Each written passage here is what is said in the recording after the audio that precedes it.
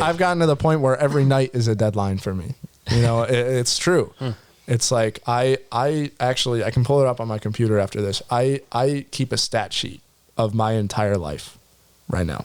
And I record basically at the end of the day every hour. I write down everything I accomplish in a day. Just as a general idea, so then I can look at a pie chart and realize this is how much time I spent on this. And this is how much time I spent on this. Sleeping, by the way, is the biggest waste of time in the world. Yeah, no. It sucks that you need so much of it. Yeah, when you realize that you sleep for anywhere from 6 to 8 hours a day, it's like, oh gosh. That was actually one thing that I learned in college. I did go to college. Yeah. Only associate's degree. And I learned how important sleep was. Sleep is very important. I will do better on the exam the next day if I go to bed at a decent hour versus if I stay up 2 more hours studying. Yep. It's just sleep is more important. I don't even know if this is factual information, but I say it all the time that if I don't get a good night's sleep, then I officially undid everything good that I did the day before. You know, if I worked out, I didn't gain any muscle. If I didn't let it rest, relax. If I learned something about lyrics, I didn't do myself any good by not getting sleep, because then I wake up not creative. And wasn't that the point, is to better equip myself to be more creative? You know, it's like, it's killing your own drive. You gotta recharge. And yeah, I mean, it seems unfortunate, but you know, pretend that the life expectancy is actually just like 50 instead of 75. You know? So what's a normal day for you?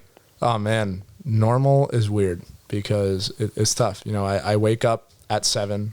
For about half an hour, I do various things such as exercise. I eat.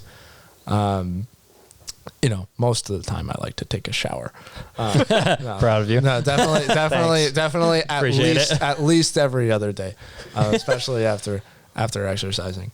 But then, you know, some days I'll go to the gym, like for real. But most of the time I'll read for about an hour in the morning. I'll play an instrument of some kind. If I'm feeling the creative energy, I'll write. I've been writing a lot. Then, you know, typically around 11, I'll go to Soli, where my studio location is. And there, you know, you just got to let the day flow there. You know, sometimes I have various things that I got to get done. Most of the time I spend, you know, a few hours just on Logic, producing, making stuff. Maybe I don't feel like Logic one day and I start playing the drums. Maybe I just feel like reading, taking notes. And then, you know, I typically will start teaching. Right now, my teaching schedule starts around 3, ends around 7. And then, you know, you go home.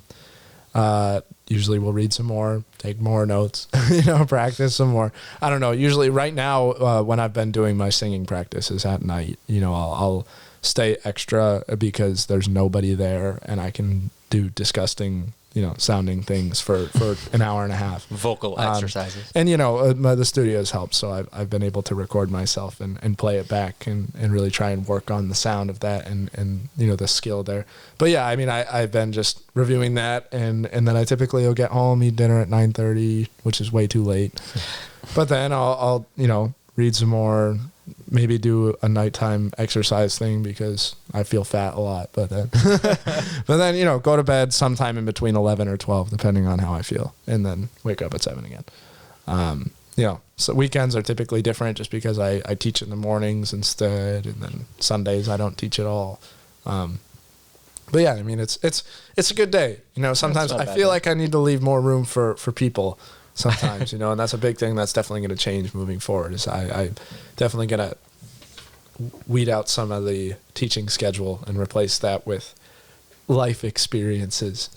Yeah, sure. Which is important. But I do value the mechanics of my schedule right now. I mean, it's rigid, but it works. And full time. Yeah. I mean, that's very full time. Yeah, I don't take a lot of breaks, man. I mean, that's the thing, is there's a big fat red column on that stat sheet that I was talking about that says relax time. And no, I get really mad when that number gets really high because it takes up a lot. I mean, you know, we all do things that you need it. Don't get me wrong, but like sometimes it just feels like that's the thing, is I have the fire that burns inside me that says, dang it, Trevor, if you wouldn't have spent the 10 hours total relaxing this week, you could have spent that all on 5 more days of vocal exercises. You know, it's like, dang it, why did I do that?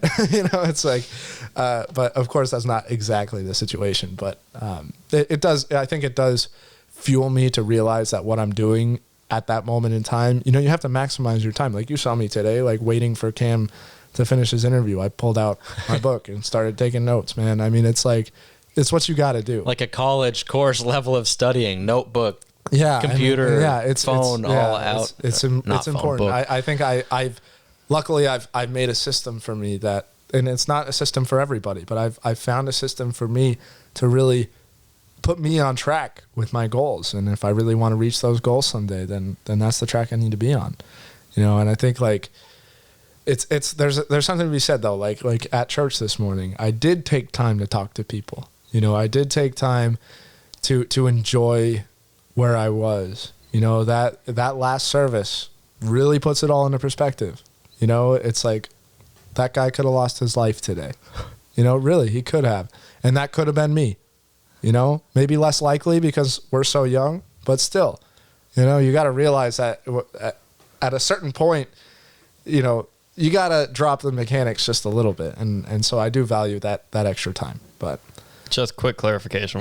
We were all at church before this, and there's a bit of a medical emergency, so everybody had to leave early. Yeah, an old guy might have been having a stroke. So that's what that happened during the last service. So it gave a little bit of spare time at the end as we were waiting for Cam to finish something up, and that it still took too long. You know, so that's where.